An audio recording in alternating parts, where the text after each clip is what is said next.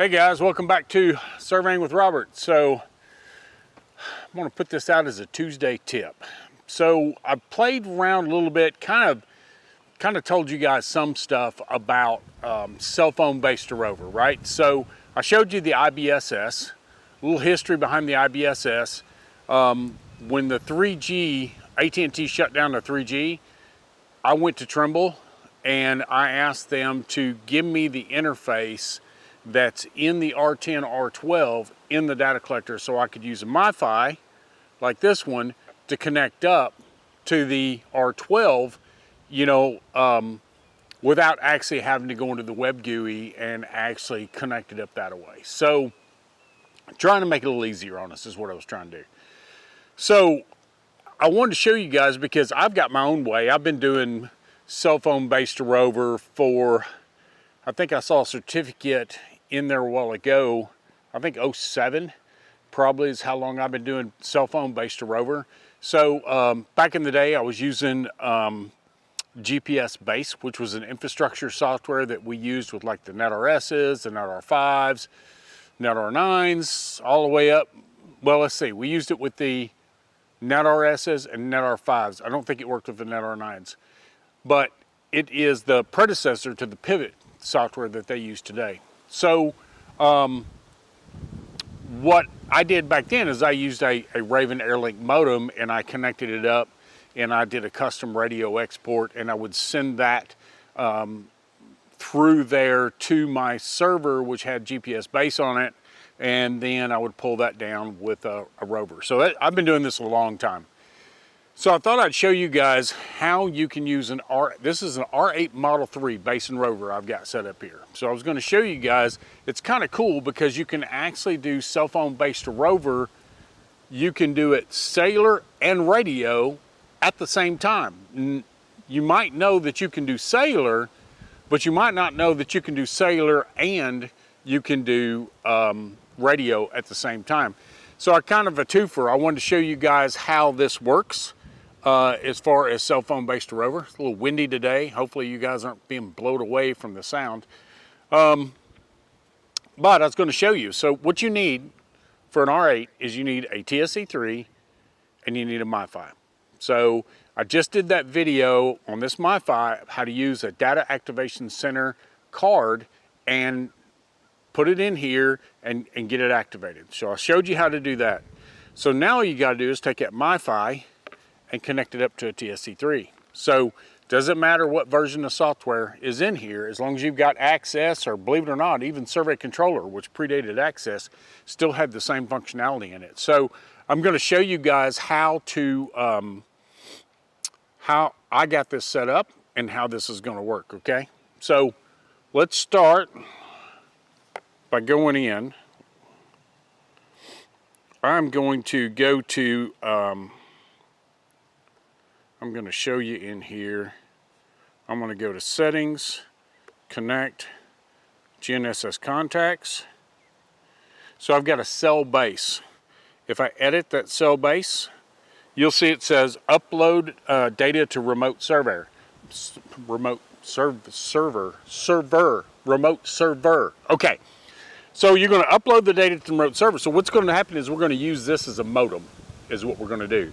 You're going to use this for internet. You're going to use this as a modem. We're going to take the data from that base and we're going to stream it up to my server that I've got set up, that I've been running for years now.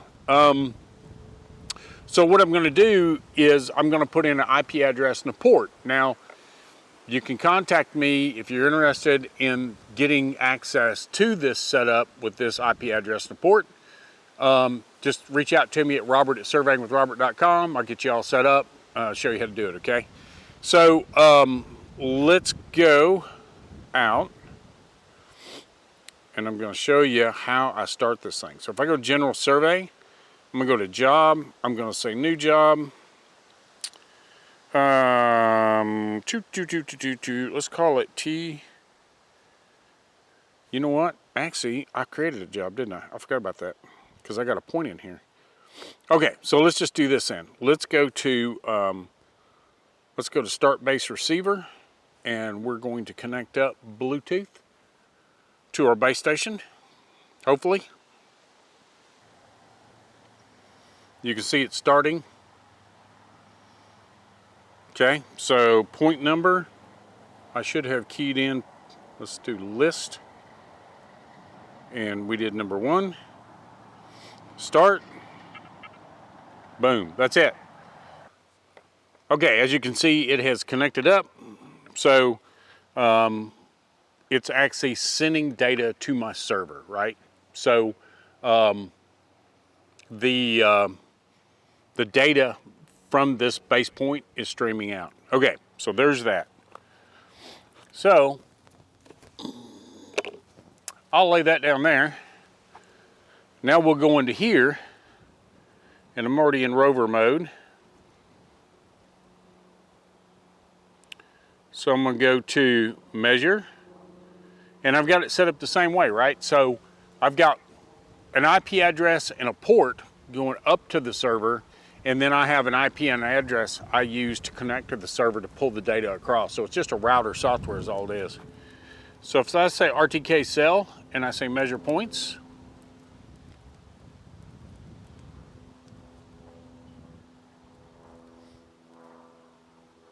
waiting for information from the base. So I did not start a new job. So let's cancel this. Still got a test job in here. So let's do new.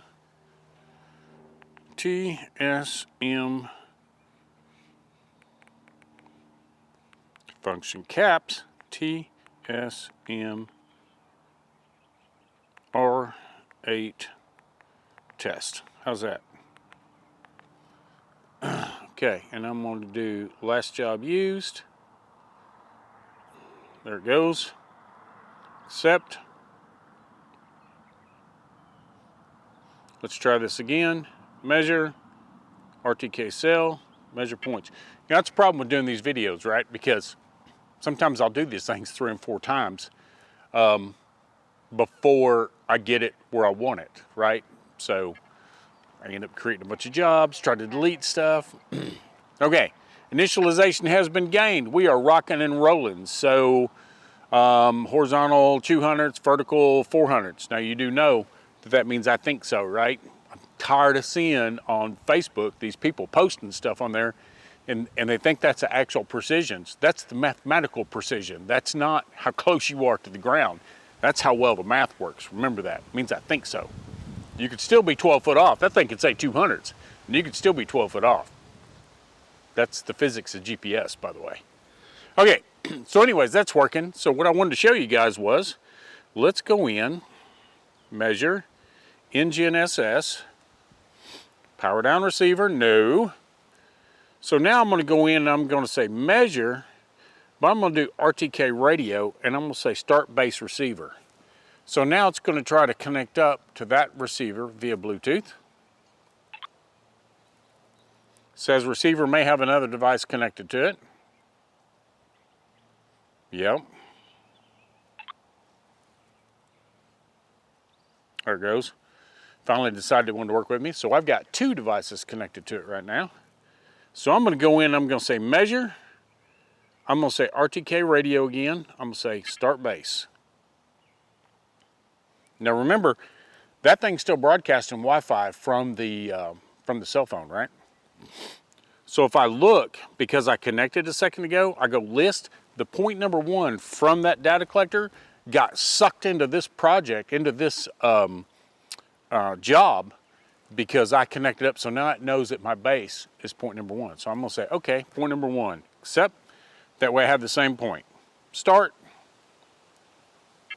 Now the base has started.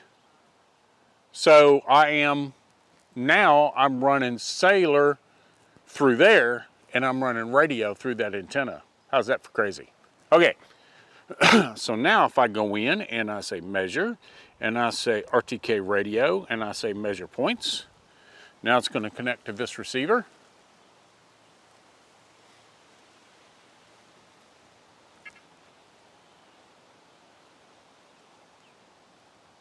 Waiting for radio link.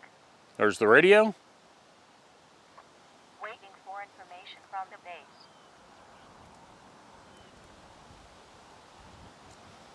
Give it a second to get the base data.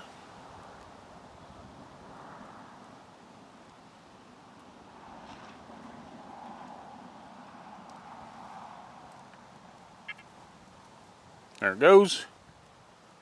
See how long it takes to initialize. For satellites.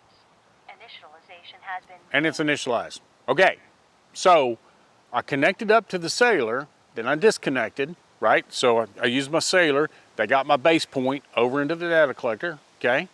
Then I used this data collector, connected up Bluetooth. It kind of fought me a little bit, but it connected up to it, and I was able to tell it to start the radio, okay? So now you can see we're running radio.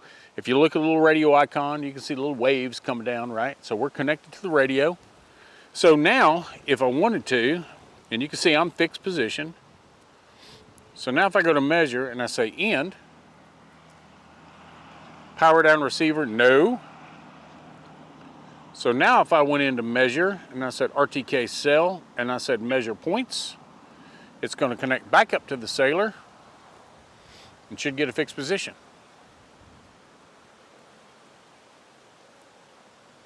waiting for information from the base.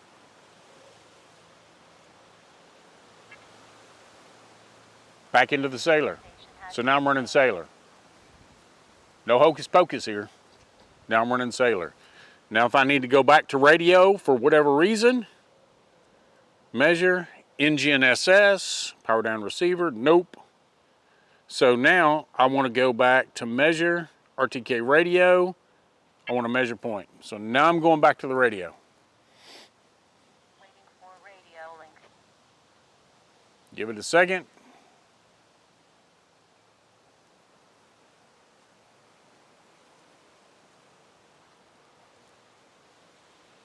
There it goes. Waiting for information from the base.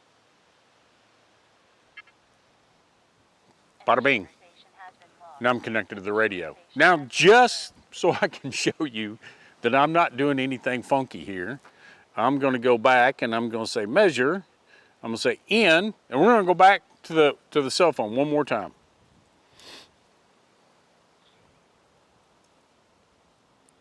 Measure, cell, measure points.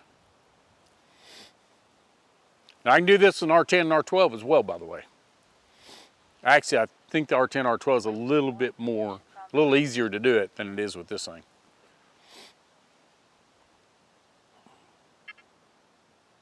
Initialization has been gained. There you go. So that's how you go cell phone based rover. Now, when I'm going cellular, my rule is try to keep it under about 10 miles, right? So, man, I just noticed apparently when I started this video, the sun was a little bit further down. Now it looks like you can't see my face. So when you are going cellular based to rover, physics apply. I don't care, it doesn't make any difference what GPS unit, just all GPS units, okay? You really kind of need to keep about 10 mile or under baseline. But that's 10 miles that away, that's 10 miles that away, it's 10 that away, and it's 10 that away. If you can't get it done in 10 miles, you don't need to be doing it in the first place, right? So I tell people all the time, 20 is really kind of my limit, but it really kind of depends on the atmospheric conditions. So what happens is when you have satellite signals coming through the ionosphere and the troposphere, right? So the ionosphere is the outside atmosphere, the troposphere is the inside atmosphere. As long as it's the same here as it is here, base, rover, the modeling that takes place is fine. I could go 100 miles between the base and rover as long as the atmospheric conditions are the same. Problem is you don't know that they are. So you could do like a buddy of mine did, and he went 85 miles from the base station, did a topo, and throughout the day, his elevations look like that. Because the atmospheric conditions between the base and the rover were changing during the day. So the modeling was different at his base and his rover. So don't do that. 20 miles would be like the absolute limit under ideal conditions for me, okay? 10 miles, you can get some forgiveness. But if it's raining at the base, sun shining at the rover, that's a problem. Now you're gonna have some issues because there again, it's the modeling, right, between the two. So anyways, I wanted to show you guys how all this works. Hopefully this kind of gives you an idea of some of the stuff you can do. I'm all about productivity and I like redundancy. So being able to use the cell phone and the radio, both to me is pretty cool. Like I said, I've been doing this stuff for a long time. So if you get any questions, just hit me up. But there's some other services and stuff out there. Mine's kind of a little bit unique because I don't have anything going on inside the server. It's just a straight pass through. Now there's a plus and a minus to that. You get off on the wrong port, you can end up on somebody else's base station. That's the downside. The upside is there's almost zero latency. So there's no processing, there's no anything going on, there's no in-trip, nothing like that. And I do that because I want the cleanest data stream I can get. I don't want any latency in it. I want it to be just as good at 10 miles as it is with a half a mile with my radio, right? So speaking of which, you guys know these R8s, the radios in them were crap, right? I mean, they were good for the day, but that day's come and gone. These radios, man, if you get a mile out of them, doing good. I've actually gotten 2 miles out of them, but it was straight down the highway. So it was a divided highway and I had to set up in the center and I went over 10,000 feet. But it's got to be some pretty ideal conditions for these radios to get any range out of them. So anyways, you knew this R8S, R8-3s, 4s, any of them that are still working today. This works with any of them. So you just need TST3 at the base. So, and a MiFi, boom, there you go.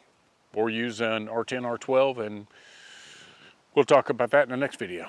So anyways, guys, hope this helps. I know it's been a while since I got a video out. Please like and subscribe. I really appreciate it. I love the comments. I love talking to you guys, so keep it up. And my goal this year was to put out more videos, and all I've gotten is busier. So anyways, love you guys. Take care of yourselves. Be careful out there. We kind of in a dangerous industry, can be. So as always, like and subscribe. Love you guys, and I'll see you guys in the next video. Hasta.